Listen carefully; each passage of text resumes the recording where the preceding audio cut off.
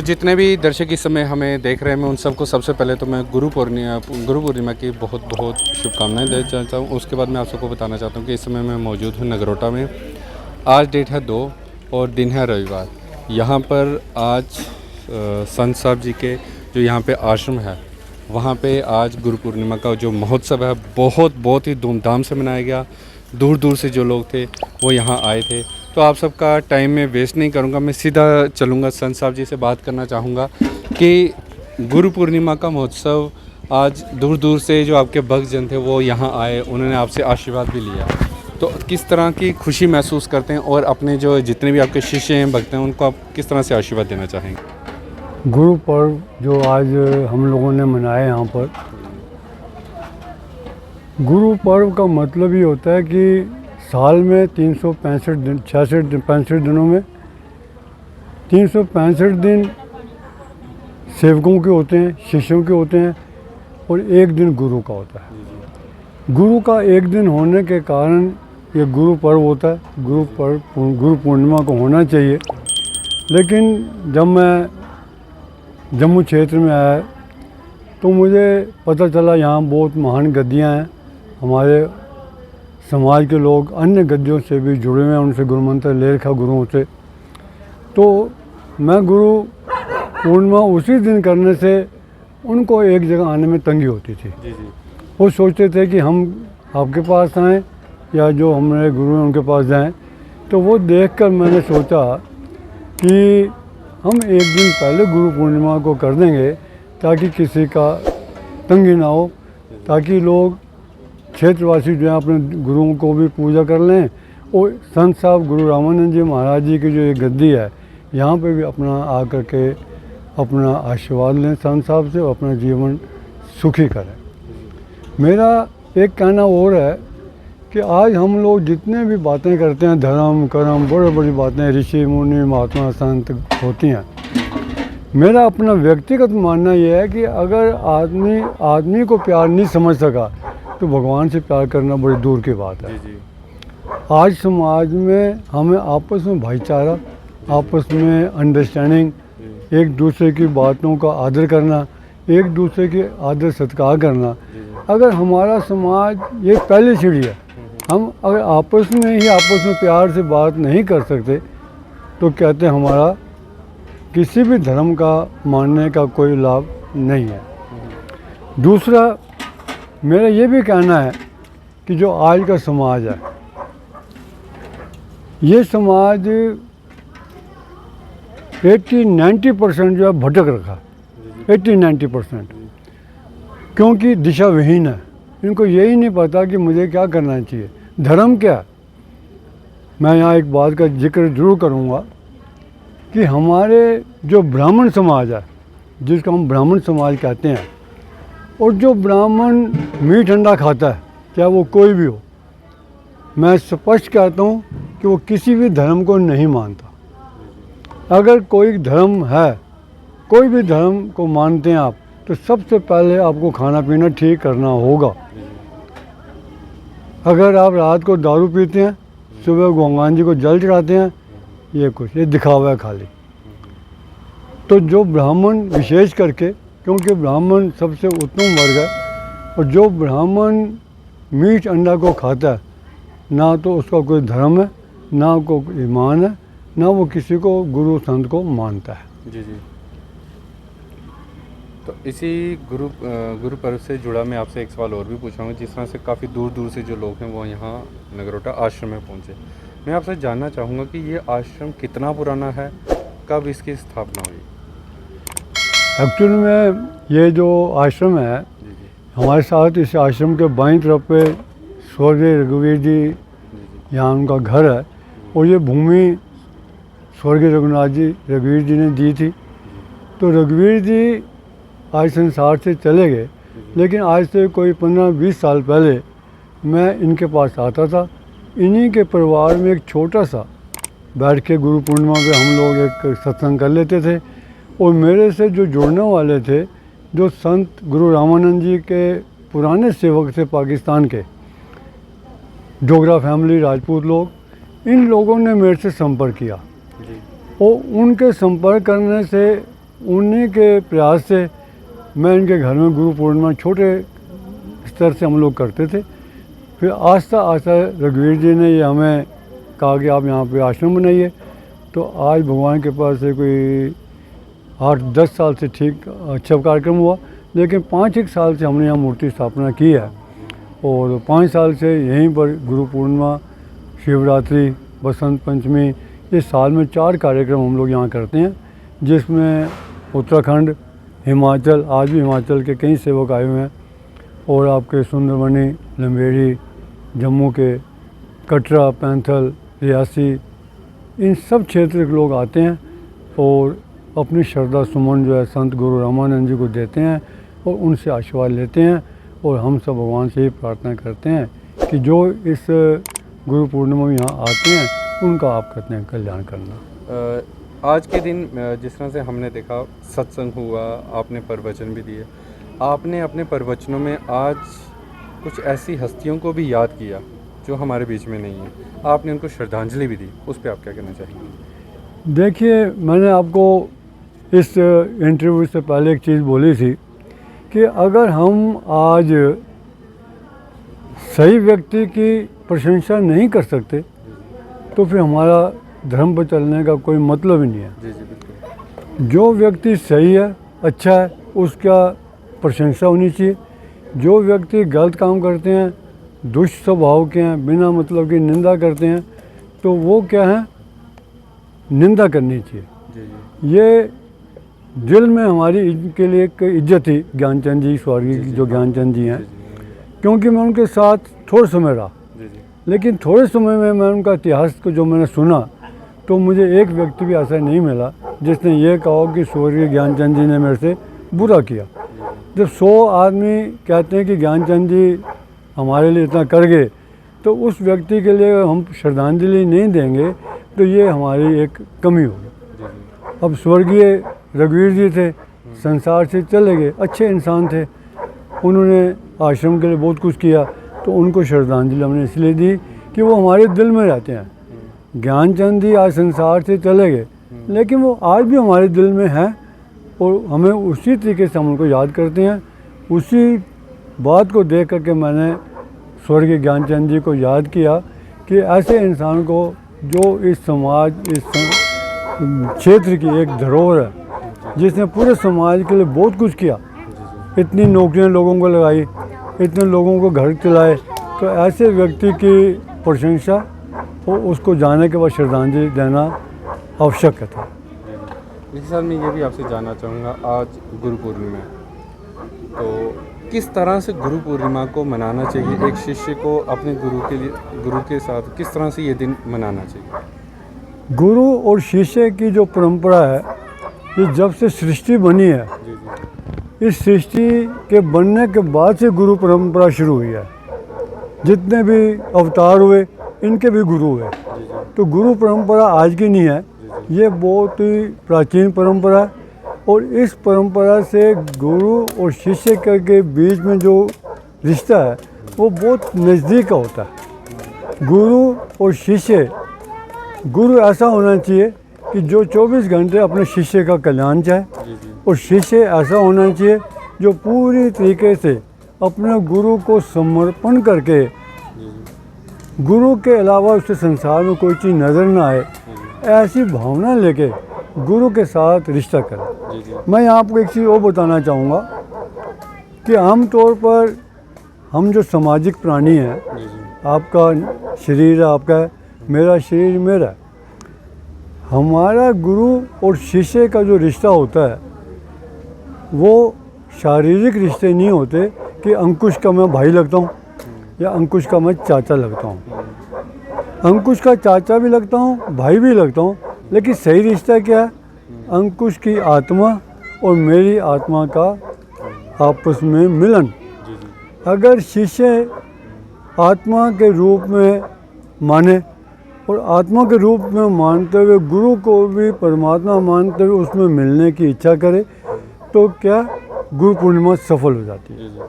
आज क्या है, 100 में से 90 आदमी शिष्य गुरु के बीच में क्या होता है कि वो कहते हैं कि हम आपको बहुत याद करते हैं, हमारे ऊपर 100% विश्वास है। लेकिन मैं आपको कह सकता हूँ, जो मैं समाज देखता हूँ, ये सब बोलते हैं, अंदर खाने कोई भी नहीं होता। जी जी हम कहते हैं कि हम आप पे 100% विश्वास करते हैं। जी जी अगर मैं किसी शिष्य को बोलूँ कि अपनी कोठी मेरे नाम कर दे, तो वो शायद घर में जाके क्या क्या मैं सोचूंगा और अगली बार मिलने भी नहीं आएगा। जी जी जब आपका सब कुछ मेरा है, जी जी आप कहते हैं कि मेरा सब कुछ आपका है जी, मेरा कुछ नहीं, जी जी तो फिर आपका तो मेरी आपकी भी कौन सी चीज़ बची। जी जी राजा हरिश्चंद्र ने जब सपने में कहा भगवान विष्णु को कि मैं सारी पृथ्वी तुझे दान दे दी, सपने की बात है, आमने सामने बात नहीं है, सपने में होगा। सूर्य भगवान जी आए, उन्होंने कहा भाई हरिश्चंद्र जी, आपने कहते हैं सपने में मुझे पूरी पृथ्वी का दान कर दिया, लेकिन दान करने से पहले आपको दक्षिणा भी देनी पड़ेगी। कोई भी दान करते हैं 1 रुपये रखिए आप, 2 रुपये रखो। उन्होंने कहा ऐसा क्या बात है, मैं दक्षिणा देता हूँ। उन्होंने मंत्री जी इतनी स्वर्ण मुद्राएं लेके आ जाओ।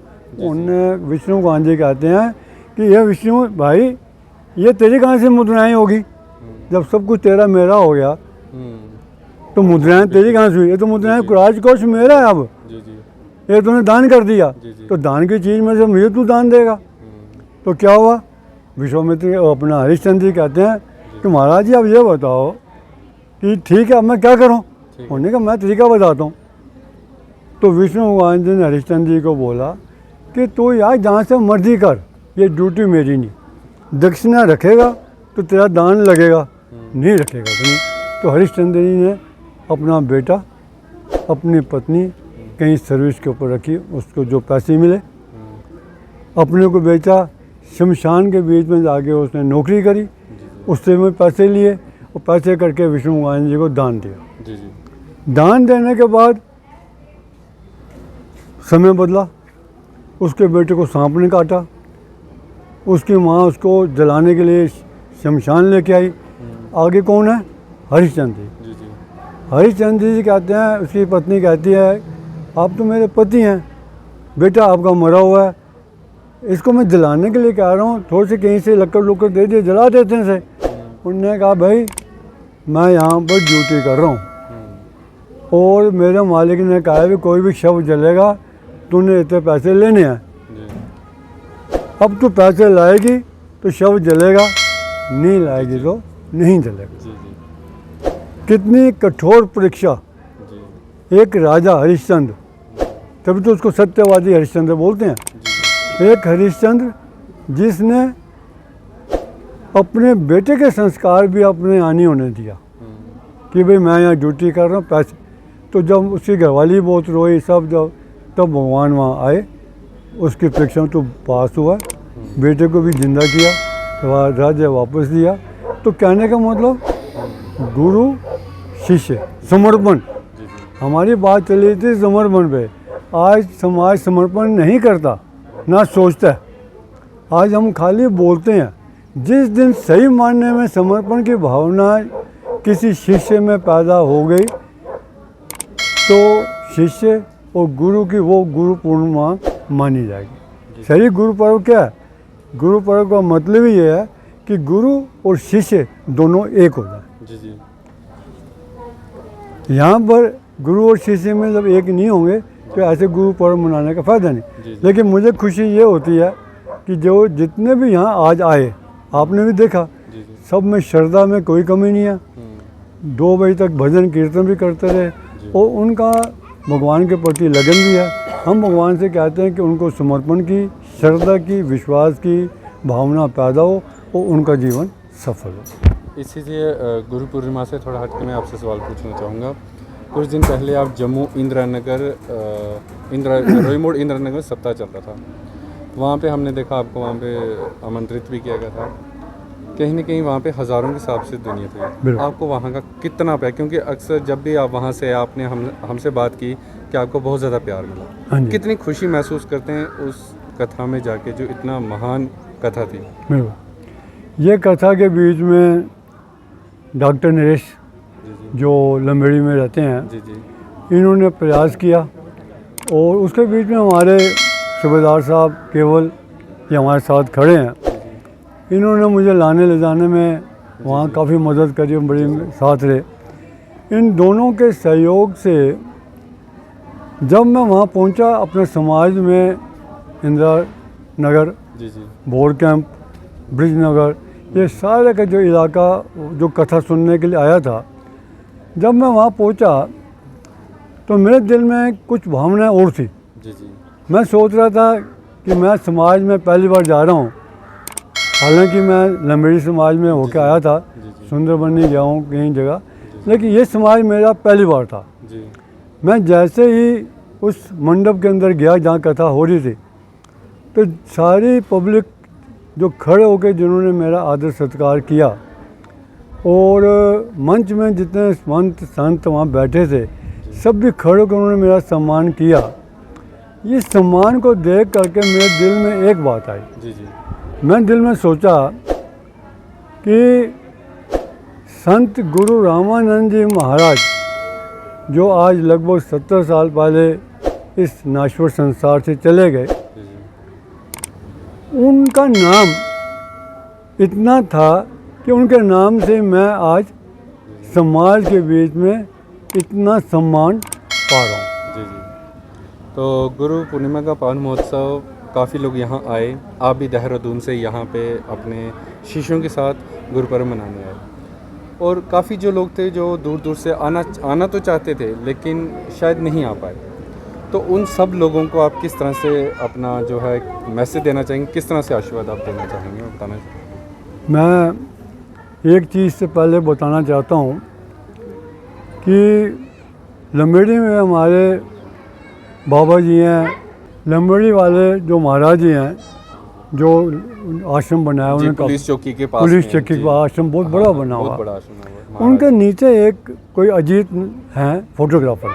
जी जी हाँ जी मेरी उनसे एक बात हुई अभी पीछे, उनका फ़ोन आया था, जी तो वो कहने लगे कि बाबा जी ये कहते थे कि जिस समाज में संत का अपमान होता है, जिस समाज में गुरुओं का अनादर होता है, जिस समाज में महापुरुषों का अनादर होता है, उस समाज को एक सोचना चाहिए कि अब हमारा भविष्य ठीक नहीं है। जी जी संतों का अपमान का दोष उस गांव को लगता है, उस समाज को लगता है, उस देश को लगता है। मुझे उन बाबा जी की बहुत बात अच्छी लगी कि संतों का इज्जत होना चाहिए, संतों का सम्मान होना चाहिए। किसी भी संत महापुरुष, चाहे कोई भी हो, किसी भी संत महापुरुष के बारे में कोई भी किसी प्रकार के शब्दों का गलत इस्तेमाल नहीं होना चाहिए। आपने कहा कि आशीर्वाद, आशीर्वाद अंकुश जी, मैं आपको एक चीज़ बताता हूँ।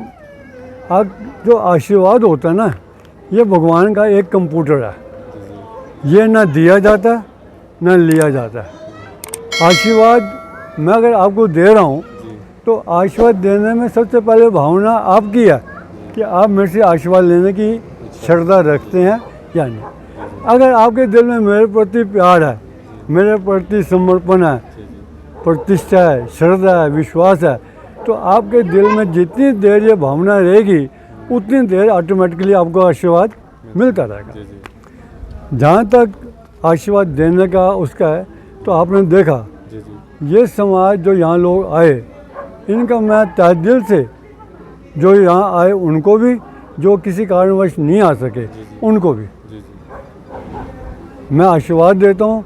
भगवान उनका जीवन सुखी रखे, वो सुखी रहें और धर्म मार्ग पर चलें, और धर्म मार्ग पर चल के अपने जीवन का लक्ष्य को पाएं और संसार में अपना नाम कमाएं, ताकि जाने के बाद समाज कहे कि ये व्यक्ति कितना अच्छा था। और जिस व्यक्ति के संसार में बाद में लोग इज्जत करते हैं, वो ही व्यक्ति इस संसार की यात्रा पूरी करके भगवान को पाता है, उसी का जीवन सफल होता है। एक बार फिर से मैं भी अपने सभी व्यूअर्स, जितने भी लोग इस समय आपको देख रहे हैं, आपको भी मैं इन सब की तरफ से गुरु पर्व की बहुत बहुत शुभकामनाएं देता हूं। और इन सब के साथ मैं आपको बताना चाहता हूं, तो ये थे हमारे साथ संत श्री इंद्रजीत जी, जो देहरादून से यहाँ नगरोटा में आए। यहाँ पे जिस तरह से इनको जम्मू रोई मोड़ ब्रिज नगर, वहाँ उनको बुलाया गया था, वहाँ पे सम्मानित भी किया गया। उसके बाद आज 2 तारीख रविवार को यहाँ नगरोटा बन टोल प्लाज़ा के पास में ही इनका आश्रम है। यहाँ पे बहुत ही धूमधाम के साथ गुरु पूर्णिमा का जो महोत्सव था वो मनाया गया। तो जितने व्यूअर्स हैं उन सभी से मैं ज़रूर रिक्वेस्ट करूँगा कि इस वीडियो को जितने भी जो संत साहब के चाहने वाले हैं उनके साथ ज़रूर शेयर कीजिए और हमारे चैनल को सपोर्ट करते रहिए। तब तक के लिए जय हिंद, जय भारत।